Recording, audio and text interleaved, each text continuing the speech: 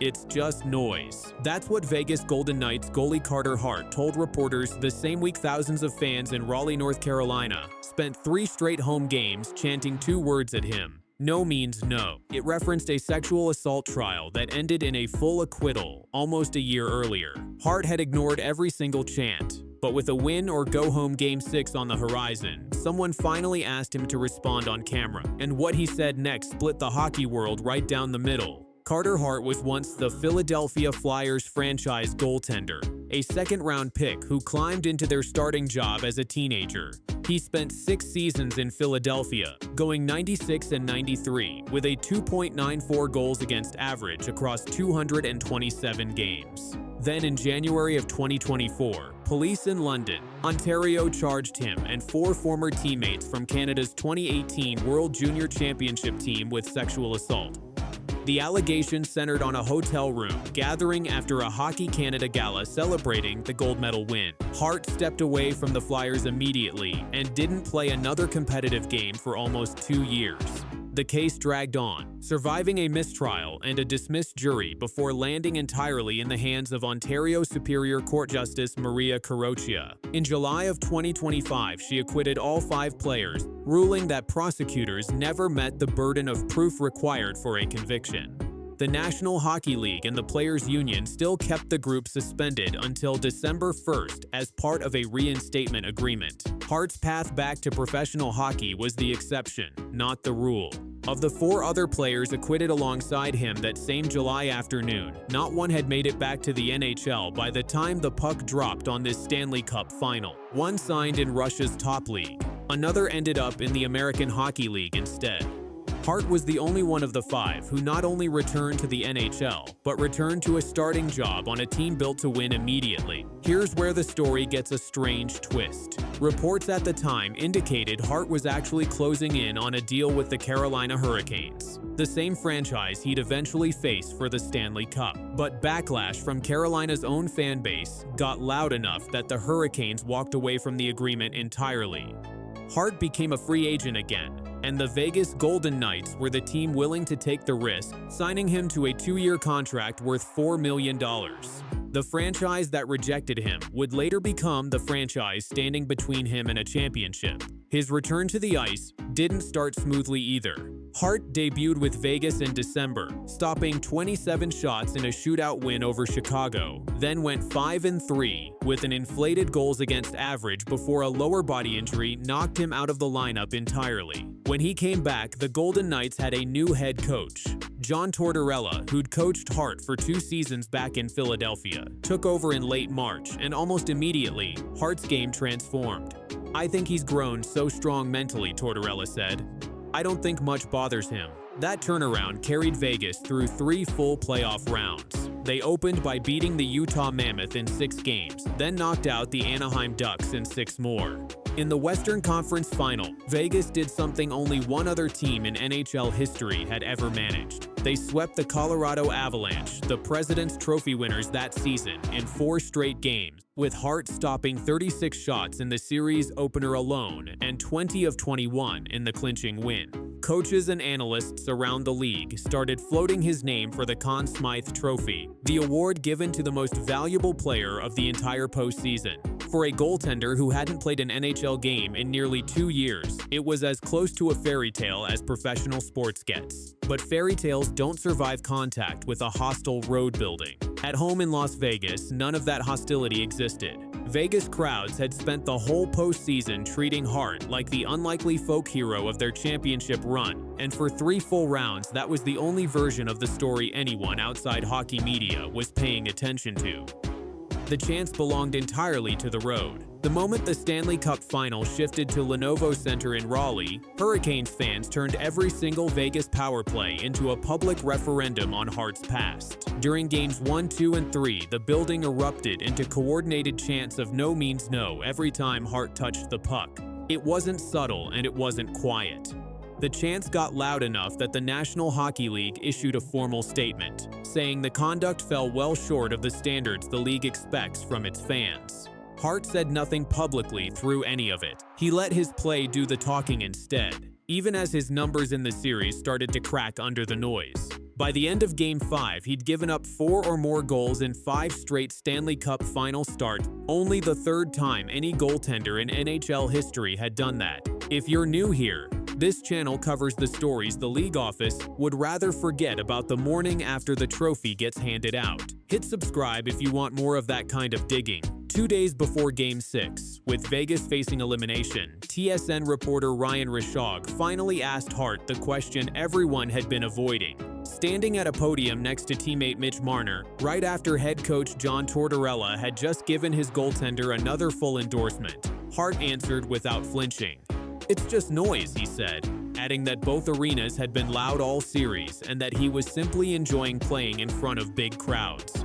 No apology, no defensiveness, no acknowledgement that the chant referenced anything specific at all. He treated a chant built entirely around his own criminal trial like ordinary crowd noise on a random Tuesday night. It didn't save the series. 2 nights later, back at T-Mobile Arena in Las Vegas, the Carolina Hurricanes shut Vegas out 3-0, with Taylor Hall beating Hart just 3 minutes and 47 seconds into the game. Hart actually settled in afterward and finished with 20 saves, arguably his best outing of the entire final.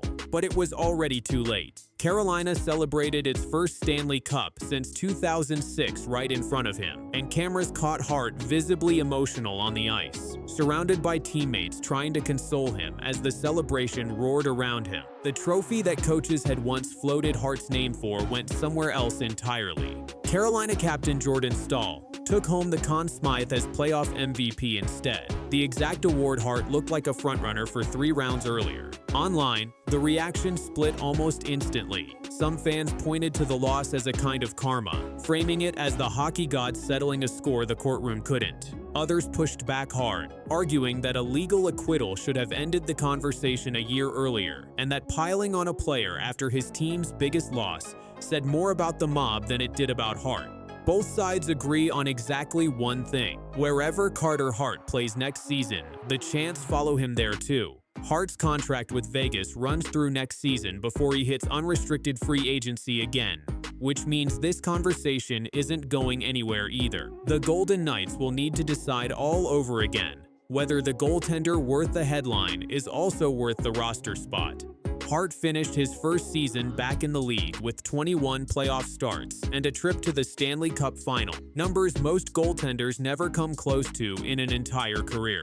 Whether that run gets remembered as a redemption story or as a controversy that never should have made it back onto NHL ice still depends entirely on who you ask. If this is the kind of hockey story you want more of, subscribe, because the next one drops soon. 8 months ago, Bussy was sitting in a car somewhere on Interstate 95, 10 hours into a drive from South Florida to North Carolina, about to start a season in the minor leagues. Last night, he stood in the crease at T-Mobile Arena in Las Vegas, stopped every single shot the Vegas Golden Knights fired at him, and won the Carolina Hurricanes the Stanley Cup. 22 saves, 0 goals allowed. A franchise's 20-year wait ended by a goalie who had never played a single NHL game before this season even began. So how does a guy go from a waiver wire afterthought to a Stanley Cup champion in less than a year? It starts with a goalie nobody drafted and a phone call he wasn't expecting. Bussy went undrafted out of Western Michigan University, which in hockey terms is about as close to invisible as a goaltender can get. He spent years grinding through the Boston Bruins system, bouncing between the Maine Mariners in the EHL and the Providence Bruins in the AHL, the kind of long bus rides and small-town rinks that define a career nobody's watching. By the time the Bruins moved on from him, he signed last summer with the 2-time defending champion Florida Panthers. But even there, he was buried on the depth chart behind Sergei Bobrovsky and Daniil Tarasov as the third-string option. Bussy lasted about 3 weeks in Panthers training camp before Florida decided to send him down to their AHL affiliate in Charlotte. For most goalies, that's the story. A roster filler who gets shuffled around the minor leagues until the league quietly forgets about him.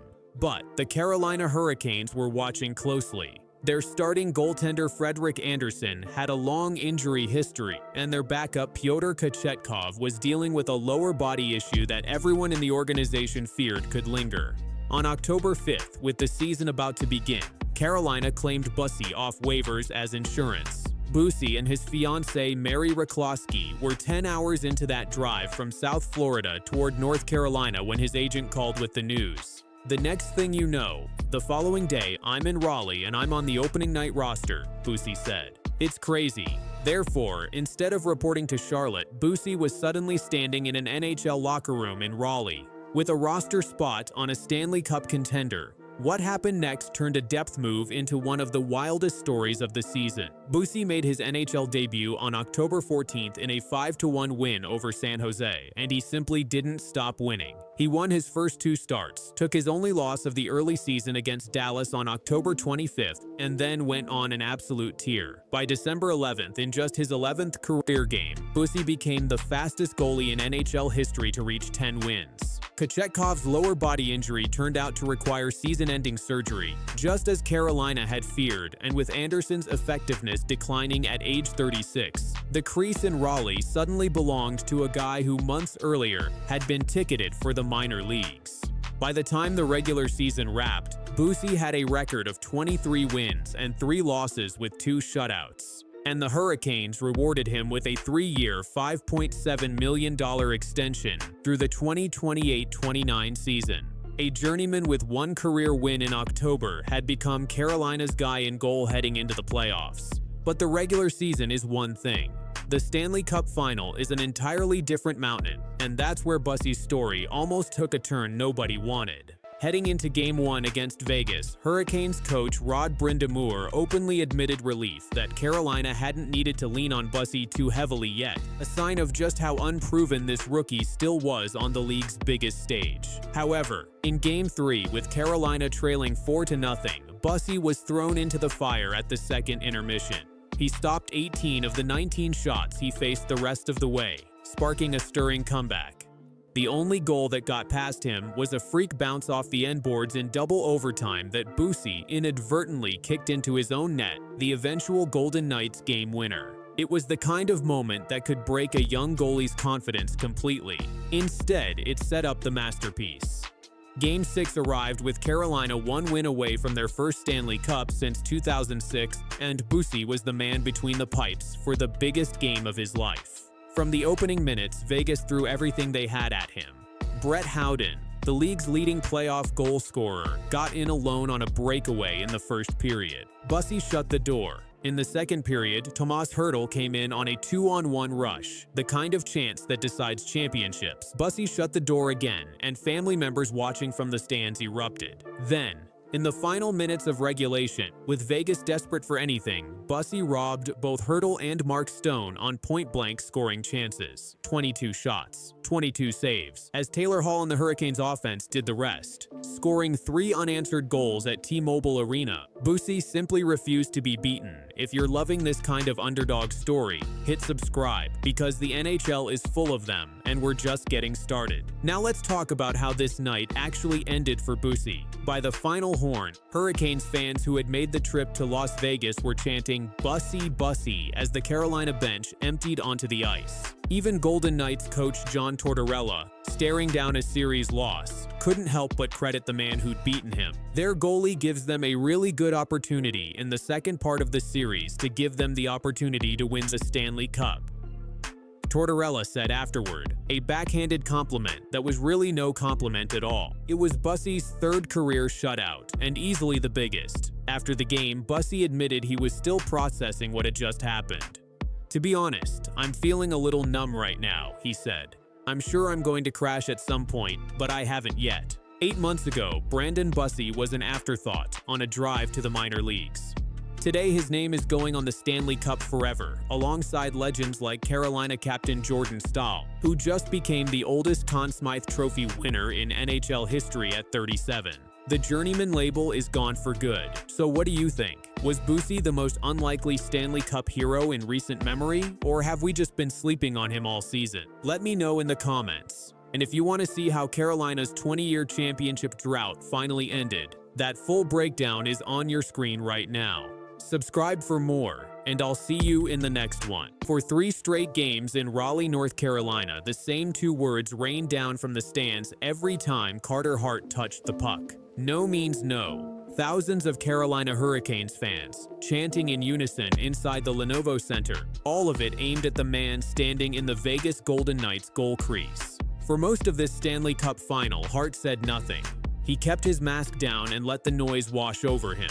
But on Saturday, one day before the most important game of his career, he finally answered. And what he said tells you everything about where this story now stands. To understand why an entire arena turned on one goaltender, you have to go back to the summer of 2018. Carter Hart was once one of the brightest young goaltenders in the National Hockey League. A first-round talent, the supposed future of the Philadelphia Flyers, a kid who looked destined to wear the orange and black for 15 years. He was also a member of Canada's 2018 World Junior team, the group that won gold and was celebrated at a Hockey Canada Foundation gala in London, Ontario. It was after that gala that the allegations began. A woman, known publicly only as EM to protect her identity, accused 5 players from that team of sexual assault in a hotel room that night. For years, the case stayed in the shadows. Then in January of 2024, formal charges were filed, and Hart was charged with 1 count of sexual assault. Within days, he stepped away from the Flyers and took an indefinite leave from hockey. 4 of his former teammates, Michael McLeod, Cal Foote, Dylan Dube, and Alex Formanton, were charged as well. The case became one of the most closely watched legal stories in the history of Canadian sport. The trial unfolded in London, Ontario last summer, and the entire hockey world watched. The proceedings were tense, detailed, and deeply uncomfortable for everyone involved. In the end, Justice Maria Carroccia delivered the verdict. She ruled that the prosecution had not met the burden required to convict, and she stated that she did not find the complainant's testimony in the case to be credible. All 5 players were found not guilty. They were acquitted on every count. In the eyes of the court, the matter was closed. But a not guilty verdict in a courtroom does not always translate to forgiveness in the stands. Some fans saw a young man whose career was nearly destroyed by an accusation he was cleared of. Others felt that an acquittal did not erase their discomfort with the case. That gap between a legal verdict and public opinion is the entire reason this Stanley Cup Final has carried a shadow that no goal or save could erase. After the verdict, the National Hockey League made its move. On October 15th of 2025, the league reinstated all 5 players, making them eligible to sign with NHL clubs starting on the 1st of December. For most of the group, no immediate offer came. Formanton ended up playing in Switzerland. But Carter Hart, still only in his 20s and still carrying real talent, drew interest. The Vegas Golden Knights signed him to a 2-year contract worth $4 million. It was a calculated gamble by a franchise that has always been willing to take them, and it paid off in the most dramatic way imaginable. Hart started every single one of Vegas's 21 playoff games, carrying the Golden Knights through 3 rounds and all the way to the Stanley Cup Final. The redemption story was right there for the taking. The problem was that not everyone wanted to see it happen. When the final shifted to Raleigh, Carolina Hurricanes fans were ready for him. The chant had reportedly been organized in advance on a Hurricanes fan forum, a coordinated plan with one simple goal: get inside Hart's head. So every time he settled into his crease at the Lenovo Center, the building filled with those same 3 syllables. No means no. It rolled down from the upper decks through all 3 home games in North Carolina. Some called it a brutal, calculated form of psychological warfare designed to rattle a goaltender on the sport's biggest stage. Others called it a fan base refusing to let a court verdict be the final word on the conversation. Whatever you call it, it was impossible to ignore. The chant became one of the dominant storylines of the entire series, in some ways bigger than the hockey itself. And game after game, Hart simply absorbed it in total silence. If you are following every twist of this Stanley Cup Final, hit subscribe, because this story is nowhere near finished. Now let's get to what Hart actually said, and the collapse that made it matter even more. Here is where it gets complicated, because while the off-ice noise grew louder, Hart's play on the ice was falling apart. Through the first 5 games of this final, he allowed 4 or more goals in every single contest, one of the worst stretches by a starting goaltender in the history of the championship round. In Game 5, the Hurricanes lit him up in a 4-2 win that pushed Vegas to the brink of elimination. Any other coach might have pulled him, but Vegas head coach John Tortorella did the opposite. He stood at the podium and defended his goaltender with total conviction, naming Hart the starter for the do-or-die Game 6. Tortorella doubled down even as critics argued that backup Adin Hill deserved the call. And to make the mountain even steeper, Vegas just lost center William Karlsson to an arm injury, ruling out one of their most important players for the biggest game of their season. So, on Saturday, with his team facing elimination and the cameras rolling, Carter Hart finally addressed the Chants for the first time. Sitting at the podium beside teammate Mitch Marner, he was asked directly about the no means no chance from Hurricanes fans. His answer was 3 words long: it's just noise. He went on to say that both buildings had been loud, that both atmospheres had been a lot of fun to play in, and that he was treating the hostility like background static. No anger, no long speech, no attempt to relitigate anything, just noise. For a player who has spent years at the center of a national firestorm, it was a striking display of composure. Or, depending entirely on who you ask, a refusal to engage with something that still matters deeply to a lot of people. And now everything comes down to one night. Game 6 of the 2026 Stanley Cup Final takes place tonight at the T-Mobile Arena in Las Vegas. If Carter Hart and the Golden Knights win, they force a deciding Game 7 back in Raleigh, and those same chants almost certainly follow him there. If they lose, the Carolina Hurricanes lift the Stanley Cup for the first time in 20 years, and Hart's season ends under the weight of those same 2 words. One way or another, this is the night the most polarizing story in hockey reaches its breaking point. So, what do you think? Is this fair pressure on a man the court's cleared, or a fan base exercising its right to be heard? Tell me in the comments, and if you want the full breakdown of the Hockey Canada trial that started it all, that video is on your screen right now.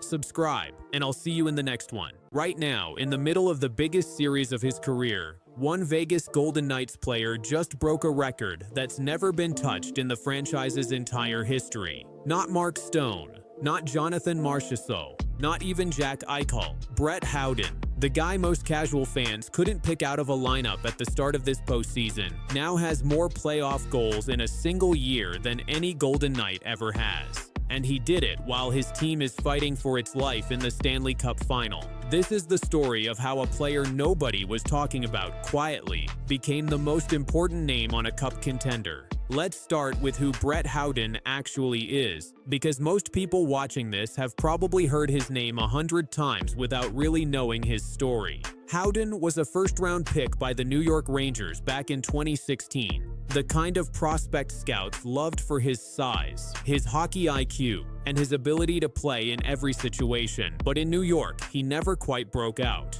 He was a solid 3rd or 4th line center, a guy you'd describe as reliable, dependable, the kind of player who does a lot of the dirty work that never shows up on a highlight reel. Then came the trade that changed everything. Howden was sent to Vegas as part of a package, and almost overnight, his career found a new gear. Vegas has built its entire identity around depth scoring. Their philosophy is simple: every line should be able to hurt you, not just the top one. And Howden, more than maybe any other player on the roster, has become the living embodiment of that philosophy. Now picture the start of this year's playoffs. Vegas opens the postseason, and Howden starts doing something he's never done before at this level. He's not just chipping in a goal here and there, he's scoring in bunches. A goal in the first round against a team that was supposed to shut his line down completely. Then another. And another. By the time Vegas wrapped up their first round series, Howden already had more goals than some entire teams managed in the same round. And here's the part that should have gotten more attention. This wasn't garbage time scoring, the kind you get when a series is already decided and the other team has packed it in. These were momentum shifting, series-altering goals, scored when the games were still up for grabs. The second round is where things really took off. Vegas faced a Colorado team that had just won the President's Trophy for having the best record in the entire league all season long. On paper, this was supposed to be a David versus Goliath matchup, and a lot of analysts picked Colorado to roll through. But Howden had other plans. Picture the scene. Vegas is on the road. The building is loud. The Avalanche fans are sensing blood after a late coaching change had Vegas looking shaky heading into the series. And then Howden scores.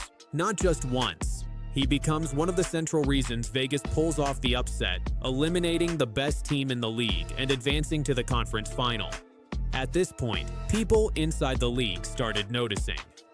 Teammates were calling him a workhorse. Coaches were pointing to his line as the reason Vegas had so much firepower. But outside the Vegas locker room, the headlines were still going to other names. Mitch Marner's arrival in Vegas this season had been the biggest story of the entire year, and rightfully so. His point totals this postseason are absolutely historic. But while everyone was watching Marner rack up assists and highlight real plays, Howden was quietly doing something just as remarkable. He was scoring. By the time Vegas advanced to the Stanley Cup Final, Howden's goal total had climbed to a number that made longtime Golden Knights fans go check the record books. 14 goals in a single postseason. For context, this Vegas franchise has only existed since 2017. They've made multiple deep playoff runs, including a Stanley Cup win in 2023. They've had elite goal scorers come through this locker room, and none of them, not one, had ever scored 14 goals in a single playoff run until Brett Howden did it this year. Now here's where the story gets even more interesting, because this record isn't happening in a vacuum. It's happening in the middle of one of the most chaotic Stanley Cup Finals in recent memory. Vegas is currently facing the Carolina Hurricanes, and this series has been an absolute roller coaster. Every single game so far has been a battle, with both teams trading high-scoring nights that fans and analysts say haven't been seen at this level in decades. And right now, Vegas finds itself trailing in the series. After a hard-fought Game 5 loss in Carolina, the Golden Knights are heading back home to Las Vegas, needing a win just to keep their season alive. The pressure is enormous. Lose and the season is over. Win and they force a Game 7 with a chance to defend their championship pedigree. This is exactly the kind of moment where Howden's record becomes more than just a stat on a page. It becomes a question: can he keep it going? Vegas needs every single goal they can get right now, and the player who's been quietly outscoring everyone on the roster all postseasons is about to play in the biggest game of his career on home ice, with elimination on the line. Think the pressure here for a second. Howden isn't a superstar who's used to carrying a team. He's a guy who spent years as a complimentary piece in New York before finding his footing in Vegas. And now, in the highest stakes moment of his life, he's the franchise's all-time leader in single postseason goals. With the season hanging in the balance, if Vegas wins Game 6 and forces a Game 7, you can bet Howden's name is going to be front and center of every storyline. And if he scores again, even just once more, he extends a record that, frankly, some of the best players to ever wear a Golden Knights jersey couldn't touch. But if Vegas loses, this record becomes something different. It becomes the story of a remarkable individual run on a team that ultimately came up just short.